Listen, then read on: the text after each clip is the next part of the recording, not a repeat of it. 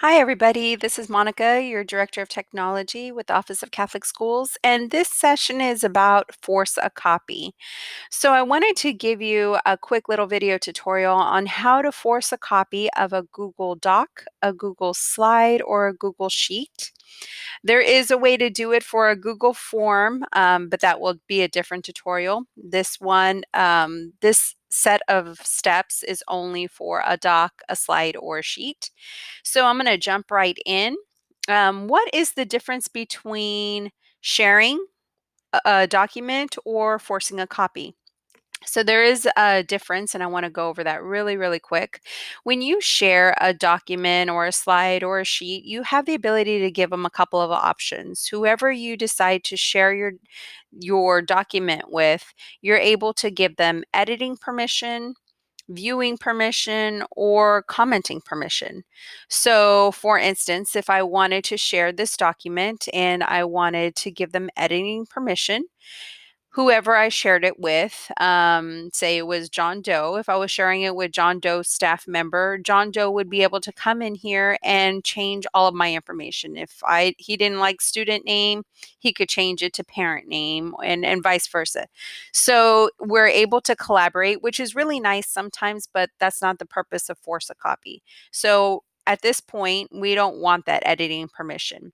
The other part is viewing. If I wanted somebody just to come in and just view my information, but they don't have any kind of editing permissions, I could do that. Or maybe if I wanted them to comment and give me some feedback, that's the other sharing option. Sharing is really nice, but there are some instances where you want to force a copy. You may have seen it if you've attended a conference where the presenter will say, I will share this document with you. And when you see it, you see make a copy. And you're like, how did they do that? Or there may be a time when you just want to share this with your fellow teachers. So I want to share this G Suite Spot Check spreadsheet with all of y'all. So I'm going to show you how to do it, and then you actually have access to the spreadsheet. So the purpose that I created this spreadsheet for was to spot check your students' G Suite accounts.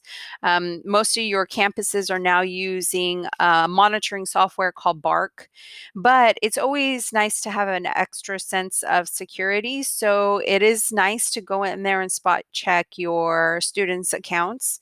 And that's why it's nice to have their Gmail addresses and their passwords, because you can spot check them at any time.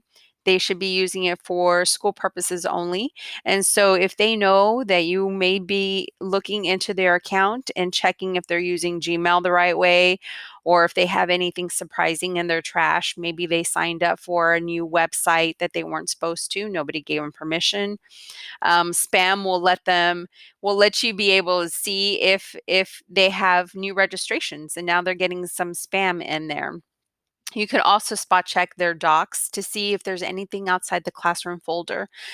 Sometimes there's an instance where you may find a document and they've learned how to share now, so they can be collaborating in that document thinking that you're not going to be able to see it. So this is a really cool, simple spreadsheet. And so I'm going to show you how to make a copy of it because I don't want you affecting my original. So this is my master copy of Force a Copy. So I want you to be able to have this document, this spreadsheet, and then you can edit it any way you want, but I don't want it to affect mine. So I hope you understand that. If you need any clarification, let me know.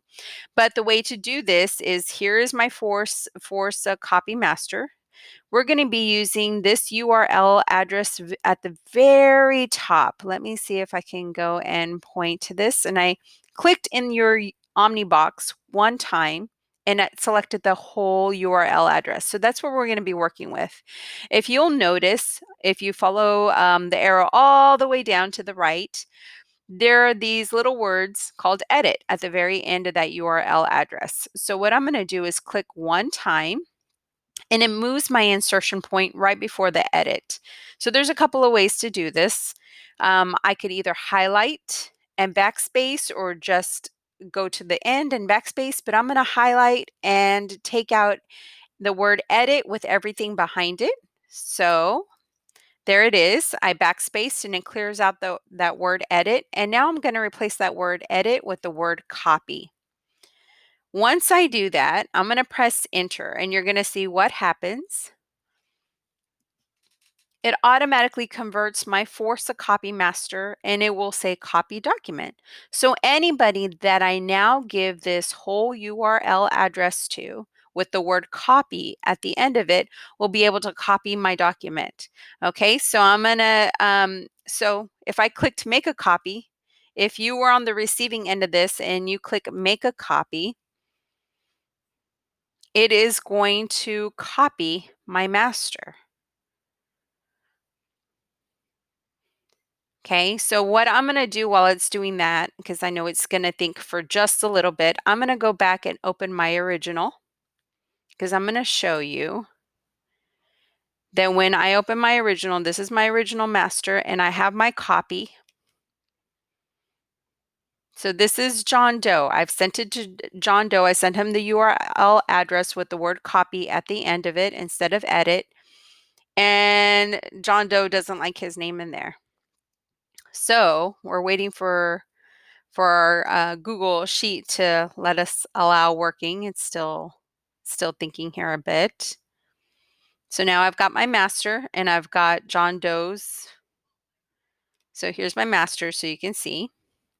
And now I'm going to go open John Doe's and it's still working. It's trying to bring it up for me. I'm going to go and change his name. He doesn't like John Doe as the example.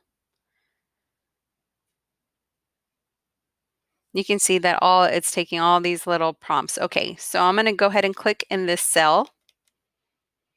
And I'm going to change it, instead of John Doe, I'm going to make it student 1. And I'm going to make my grade. We're not in middle school. We are in high school. So he just wants it as an example.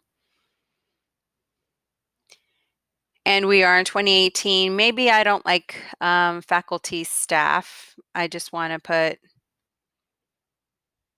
put my name there because I know that it's always going to be me spot checking this. So I'm making all these changes and let's make one more change. I want to change the color of this. I really don't like that mint blue that Miss Maldonado picked. So I want to change it to a blue. So I made all of these changes, and if I were editing and I had shared it with him, he would have made all of these changes and maybe I wasn't happy with those changes.